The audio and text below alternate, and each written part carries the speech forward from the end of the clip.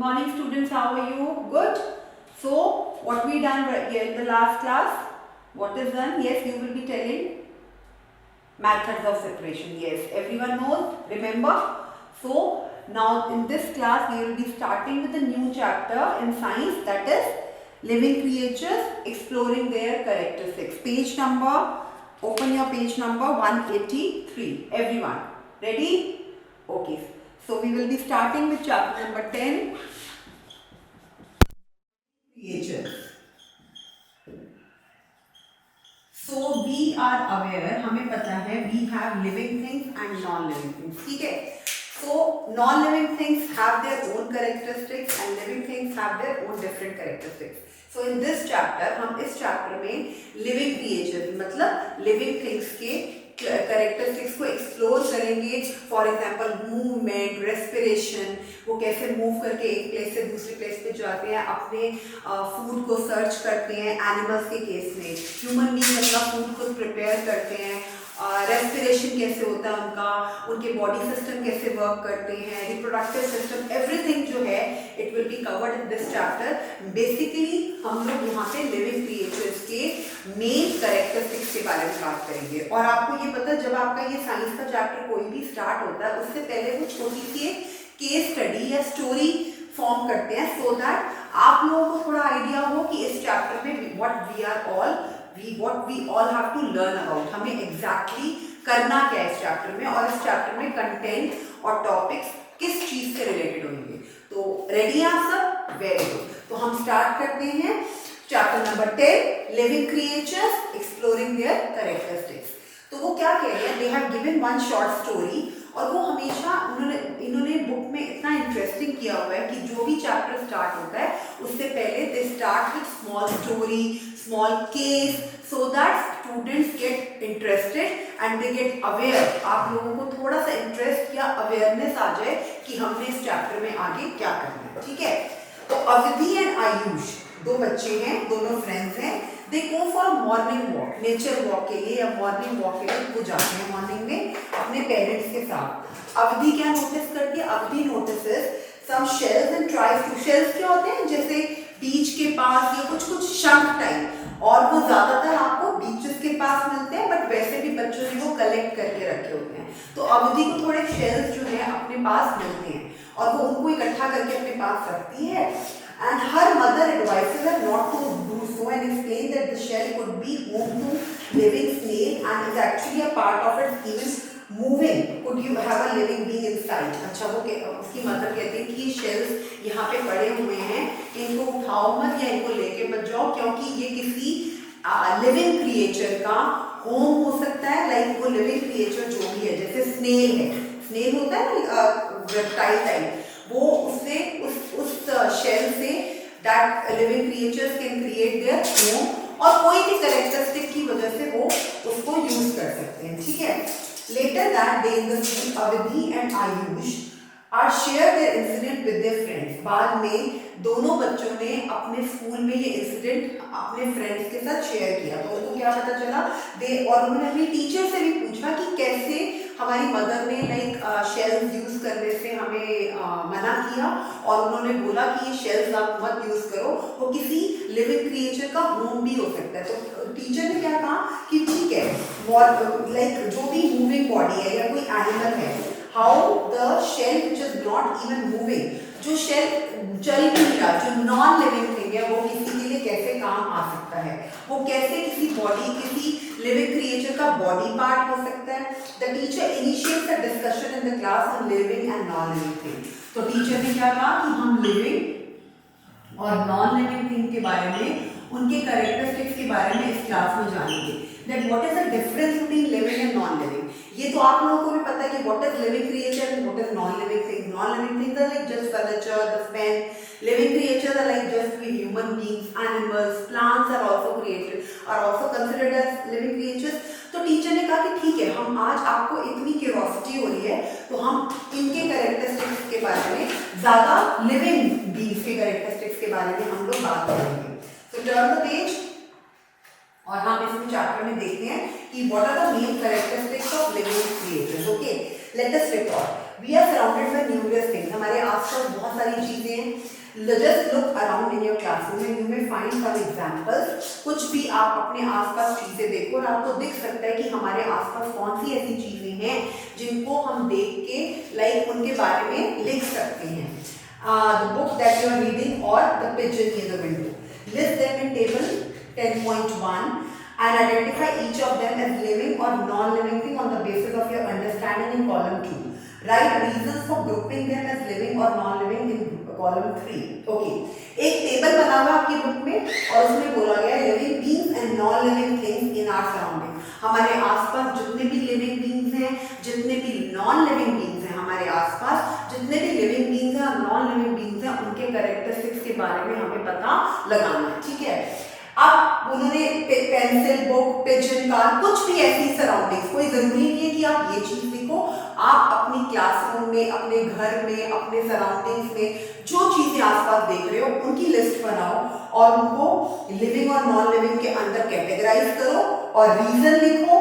Correct answer living and non living things in our surrounding. उन्होंने कहा identify each them on the basis of the understanding in column 2. फिर write the reason for grouping them as living और non living in column 3.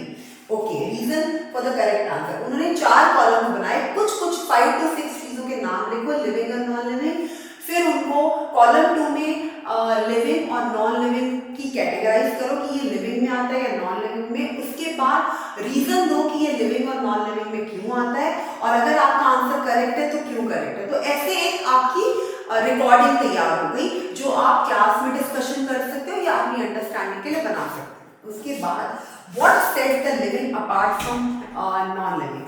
कौन सी ऐसी चीजें हैं, कौन से ऐसे कैरेक्टरिस्टिक्स हैं, मेन हमारे ऐसे कौन से मेन कैरेक्टरिस्टिक्स होते हैं जो लिविंग थिंग्स को नॉन लिविंग थिंग्स से अपार्ट करते हैं. अपार्ट मतलब डिफरेंट करते हैं. Then what is the difference between living and non living thing. What is the criteria, what are the different characteristics which make living non living different. ठीक है, तो वो हम इस पूरे पैराग्राफ में पढ़ेंगे. तो यू विल बी रीडिंग. जब आप रिकॉर्डिंग सुनोगे और जब आप कैट्स के थ्रू ये वाला चैप्टर अंडरस्टैंड करोगे तो रीडिंग बहुत मस्त है.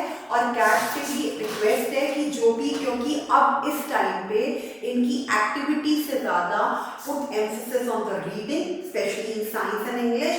रीडिंग में ये थोड़ा सा दे विल पुट एफर्ट्स. और जितनी वो रीडिंग करेंगे, जितनी रिकॉर्डिंग सुनेंगे, जितना आपका एक्सप्लेनेशन सुनेंगे, उससे आप लोगों को ज़्यादा कॉन्सेप्ट क्लियर होगा. तो जब आप रिकॉर्डिंग में सुनते हो कि आपने ये चैप्टर खोल के, ये पेज खोल के रीडिंग करनी है, तो आप उसको साथ साथ अपनी फिंगर रख के रीड करेंगे. अब टेबल 10.1 के बाद वो कह रहे हैं कि आप बस देखिए कि मोटा था हमने जो किस हर बच्चे ने ये रिकॉर्डिंग करी है कि कौन सी living creatures and non living creatures हैं और कौन से मेन ऐसे कैरेक्टरिस्टिक्स हैं जो लिविंग और नॉन लिविंग क्रिएचर्स को अपार्ट करते हैं. ठीक है, वो कौन से कैरेक्टरिस्टिक्स हैं. You may have identified movement as one of the similarity among living beings. You have also been seeing cars moving on a road. Does it mean car is living? Obviously, कोई भी आपका vehicle है या living being है. अब plants हैं, plants are considered as living beings. Living things में आते हैं plants, but plants can't move on their own.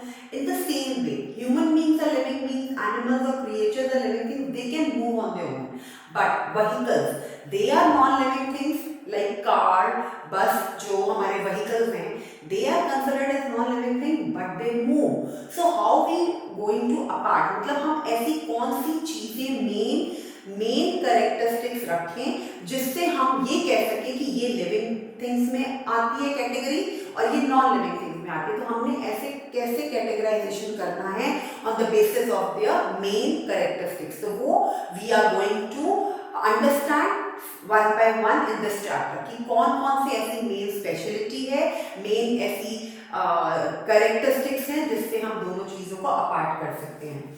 You attempt to group things around as living in which characteristics. Okay, ये हो गया differentiating. For example, a car goes, does not grow. Does it mean it is a non-living thing? Car move along with the living beings, but living beings जो हैं they just grow. Car doesn't grow. जो living beings हैं, चाहे वो human being हो, जो small infant हो, they will be growing to child and child to young and then young to later on adult age. But car is a living non-living thing. It can move like living beings but it can't grow. There are few things जिनके accordingly हम चीज़ों को differentiate कर सकते हैं. What are the some characteristics that make living being very different from non-living? Let us learn about them. तो हमारी main characteristics क्या हैं जो हमें living beings को non-living beings से different करते हैं? What are the characteristics?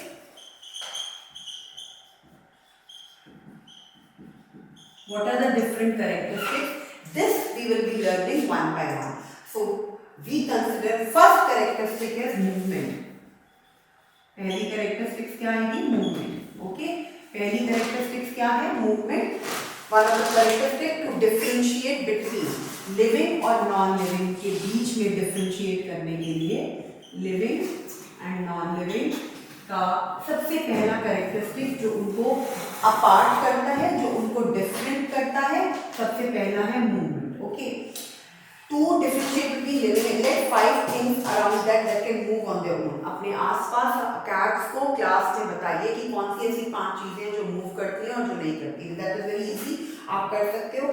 Do you think that all 5 things that are listed can be considered as living? नहीं. जो आप 5 चीजें लिख रहे हो, ऐसा जरूरी नहीं है कि वो 5 चीजें अगर लिविंग, अगर वो मूव कर रही है तो वो लिविंग भी है. It depends. ठीक है.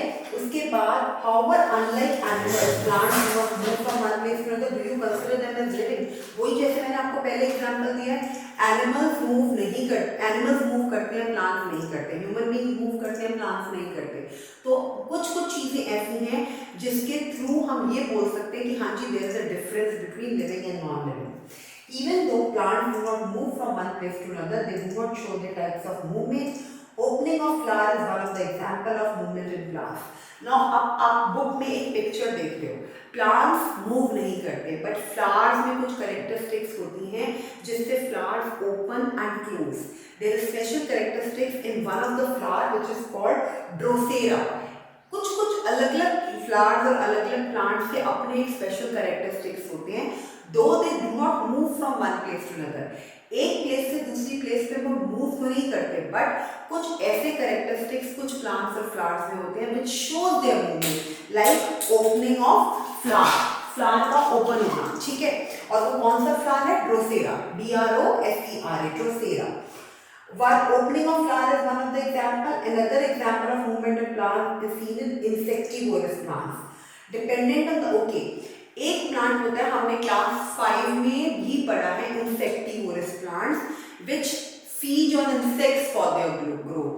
उस insectivorous plants वो होते हैं, हमने adaptation of plants में जब फ्लाई ट्रैप और ये सब प्लांट्स के बारे में पढ़ा था. एक प्लांट था जिसका नाम था इंसेक्टिवोरस, और उसके बारे में आपको अगर याद हो तो मैंने बताया था insectivorous plants are those plants which feed on insects for their growth. वो इंसेक्ट्स को खाते हैं and they grow. They are dependent on insects for their nutrition. Drosera is one of the, एक हम ले रहे हैं insectivorous plants और एक हम ले रहे हैं Drosera of an example of insectivore. Drosera is featured with saucer-shaped leaves having many hair-like projections of unequal length with sticky ends. आप साथ पिक्चर बनी हुई आप ड्रोसेरा प्लांट को देखिए कैसा लग रहा है. Whenever an insect enters the saucer, hair moves inward and trap the insect with the stick ends. क्या होता है, ये जो ड्रोसेरा प्लांट है ये भी एक तरह का इंसेक्टिवोर है. ये क्या करता है, ये अपने पेटल्स को खोलता है और जैसे ही इंसेक्ट अंदर आता है it closes the petal, तो वो इंसेक्ट प्लांट के अंदर ही रह जाता है. In this way plant feed on insects for their growth. उसके बाद मतलब वो खुलता और बंद करता है, बंद होता है और खुलता है. जब बंद होता है तो वो इंसेक्ट अंदर होता है, like trap inward and out, trap कर लेता है इंसेक्ट को अपने अंदर. Climbers also build themselves around an or any object place. Try to observe the mechanism of movement in other insectivorous plants. Okay, climbers क्या करते हैं? क्लाइंबर भी हमने जब टाइप ऑफ प्लांट्स और अडेप्टेशन इन प्लांट्स और एनिमल्स हमने previous classes में किया है, तो हमने क्रीपर्स, क्लाइंबर्स ऐसे प्लांट्स के नाम सुने हैं. क्लाइंबर क्या होता है? जैसे मनी प्लांट टाइप. क्रीपर्स होते हैं जैसे लोटस और रोज जो बिल्कुल जमीन के साथ ग्रो होते हैं। क्लाइंबर मतलब जो जैसे मनी प्लांट होता है, वो उसकी ग्रोथ जो होती है वो वॉल के साथ, आपने अगर अपने घरों में या कहीं भी देखा हो, जो क्लाइंबर वाले ट्रीज या प्लांट्स होते हैं उनकी जो ग्रोथ कैसे होती है कि उनकी ग्रोथ नीचे की तरफ नहीं होती, वो उनकी टहनियाँ ब्रांचेस नीचे झुकती हैं and then we use thread या कोई चीज यूज करते हैं जिससे हम क्लाइंबर्स को ऊपर वॉल पे लगाते हैं, ठीक है। That means even though the plant do not move from one place to another, they do show some movements. जैसे हमने अब ड्रोसेरा का एग्जाम्पल देखा, which is one of the type of insectivorous plant. हमने क्लाइंबर्स के example देखे कि though they do not move on a leg, plants do not have legs to move like human beings and animals, but उनकी भी little bit movement है, जिस movement की वजह से they grow and they develop and they get nutrition for their body. मतलब चाहे वो ऐसे मूव नहीं हो रहे फीट पे और लेग्स पे, but even though like climbers or insectivorous plants, they like opening and closing of flowers to trap insect inside them. Secondly, like moving on the floor पे फ्लोर कह रही हूँ, वॉल पे क्लाइंब करके grow होना, तो चाहे उनकी प्रॉपर मूवमेंट नहीं है but they show little bit movement for their proper growth. Okay, compare yourself with the picture of your childhood. Now you can see the picture. कैसे छोटा बेबी पहले बिल्कुल बैठा होता है बेड पे एंड देन थोड़े स्टेज के बाद वो क्रॉल करना शुरू करता है.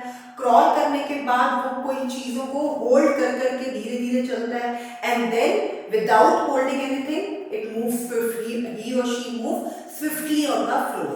पहले सिर्फ क्रॉलिंग चल रही होती है, क्रॉलिंग से वो फिर उस पर थोड़ा सा मूव करता है और मूव करने के बाद कुछ चीज़ों को पकड़ पकड़ के वो चलता है और उसके बाद वो without any help start moving. तो you can see the picture of child moving.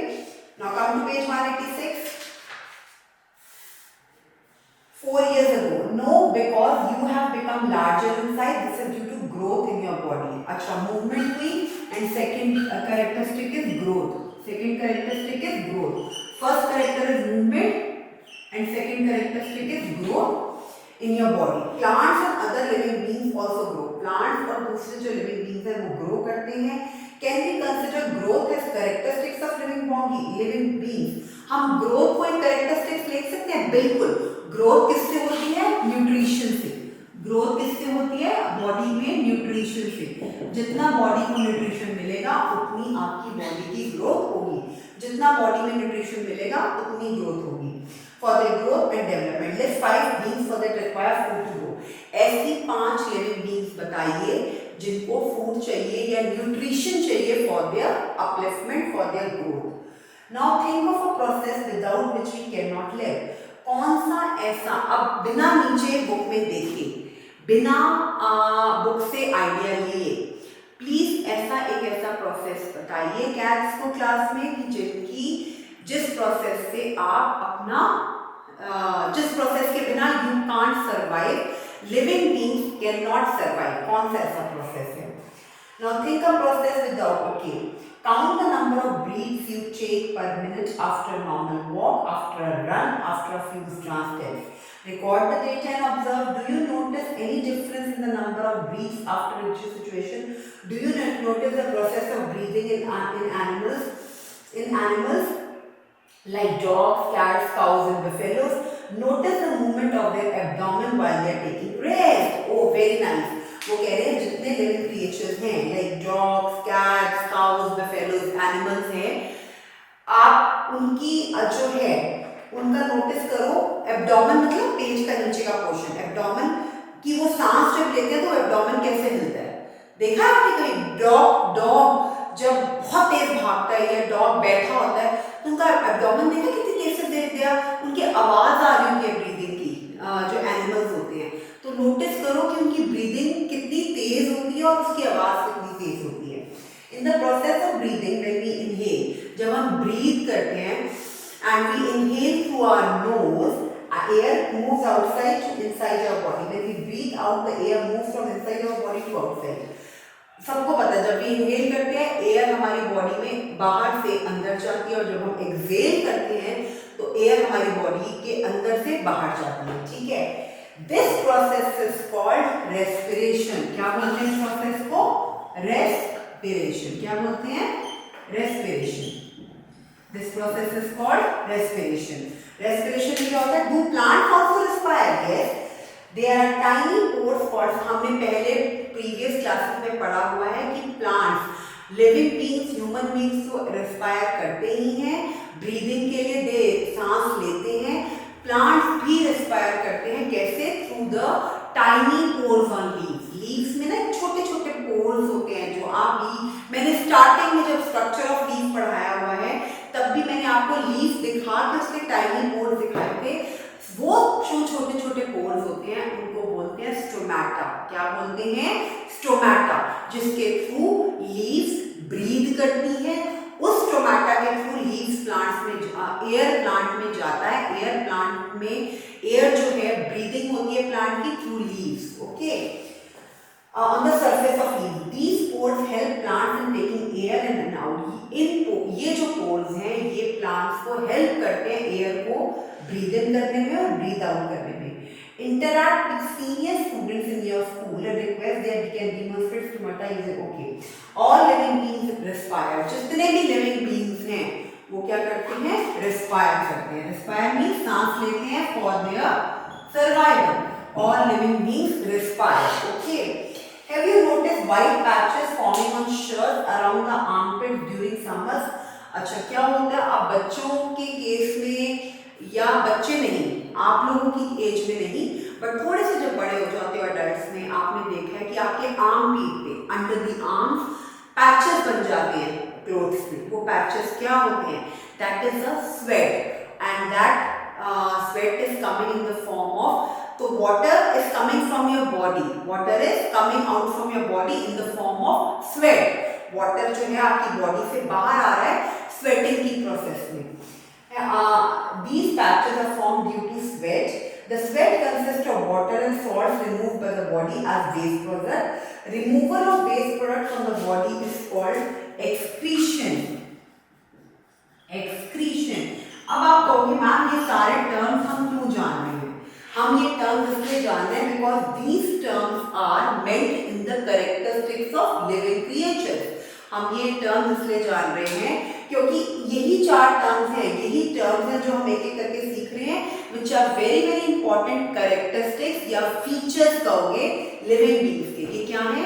Living beings के कैरेक्टरिस्टिक्स हैं या फीचर्स हैं। एक्सक्रीशन क्या होता है? एक्सक्रीट होना, बाहर निकलना।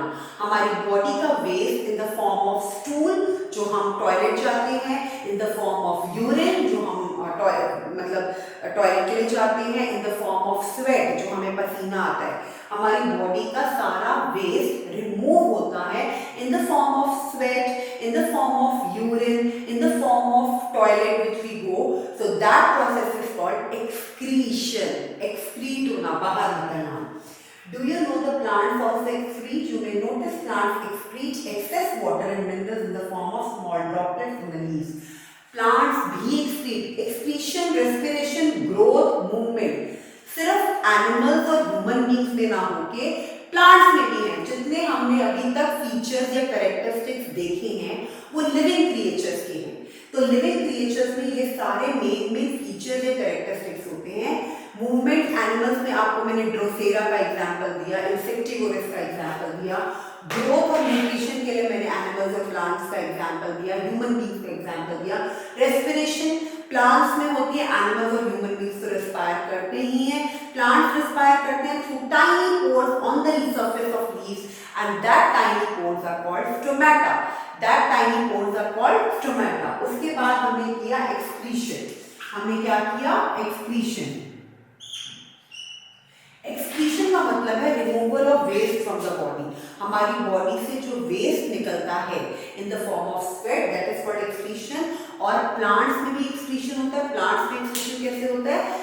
जब हम लीव्स पे छोटे छोटे वाटर ड्रॉपलेट्स देखते हैं, कभी देखा है, कभी नोटिस करना, प्लांट की जो लीव्स होती हैं उसके ऊपर छोटे छोटे वाटर ड्रॉपलेट्स होते हैं। तो वो वाटर ड्रॉपलेट्स जो है प्लांट जो वाटर एक्सक्रीट करता है ज्यादा अमाउंट ऑफ वाटर और minerals in the form of small droplets on the leaves. Leaves में जो स्मॉल ड्रॉपलेट्स आ जाती हैं, पोर्स आ जाती हैं, that is the example of excretion of excess water. जो ज़्यादा पानी या ज़्यादा मिनरल्स हैं वो प्लांट्स के थ्रू एक्सक्रीट होते हैं, वो उसका एग्जाम्पल है।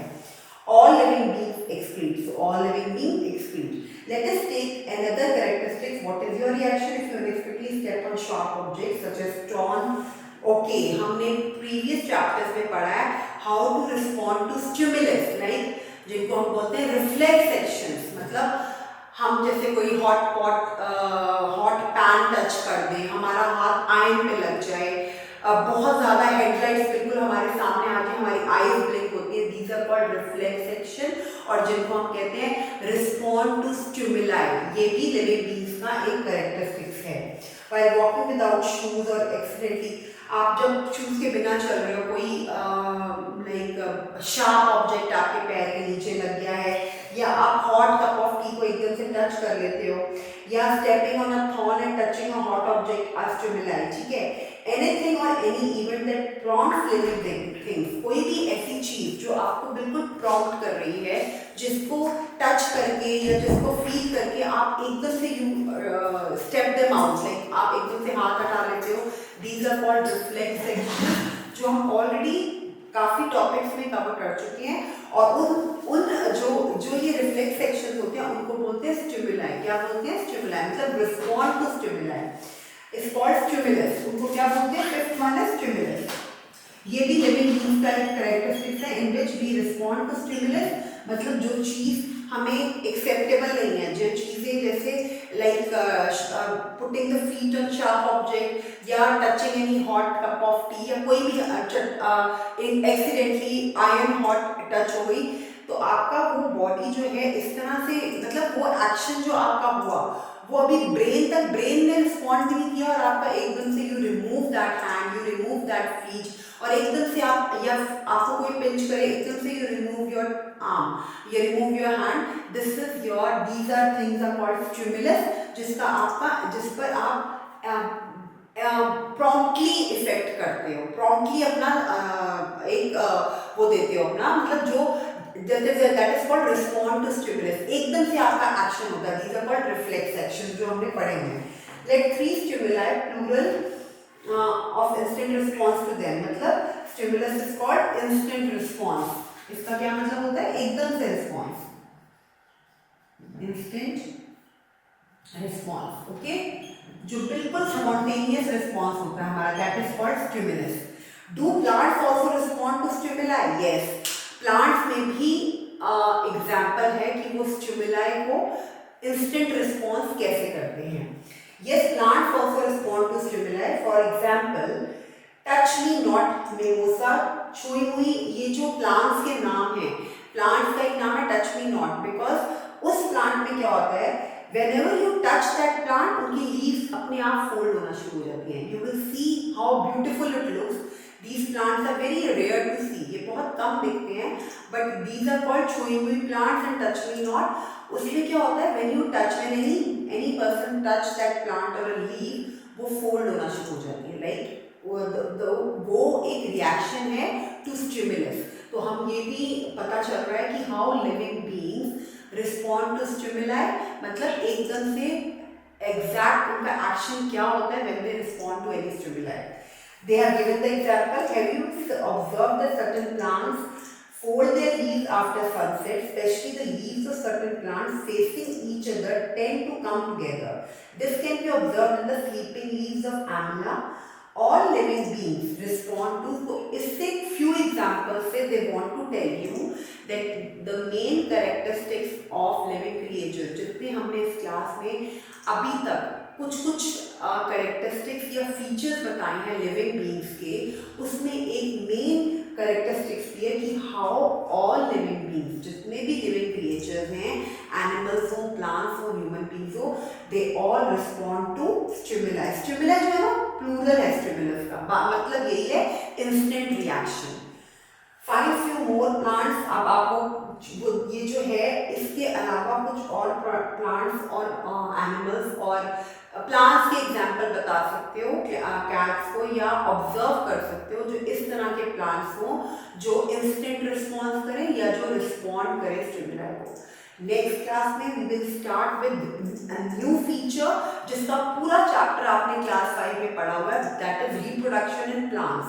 तो एक रिप्रोडक्शन क्या चीज है and how what is reproduction you must be aware of. तो पहले मैं आपसे पूछूंगी, आप बताओगे as per your previous knowledge, and then we start with another feature of living creatures that is reproduction. तो अभी आज इस क्लास में हमने जितने फीचर्स करे हैं उन सबको आप पहले रिवाइज करोगे, रीडिंग करोगे, और रिप्रोडक्शन वाला प्रोसेस हम न्यू क्लास में स्टार्ट करेंगे। Okay, bye.